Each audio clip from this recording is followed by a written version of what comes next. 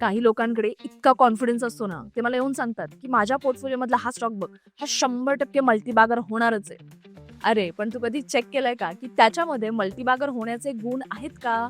जर का तुम्हालाही वाटतं की तुमच्या पोर्टफोलिओ मधले पेनी स्टॉक्स लगेच मल्टीबॅगर होतील, तर हा व्हिडिओ नीट बघा. सगळ्यात पहिली आणि बेसिक गोष्ट, ज्या सेक्टर मधून ही कंपनी आहे त्या सेक्टरला आत्ता आणि इन फ्युचर डिमांड आहे का ते चेक करा.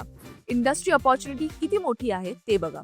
दुसरी गोष्ट म्हणजे ही कंपनी जर स्मॉल कॅप मिड कॅप असेल तर बेटर का? एक्सप्लेन करते.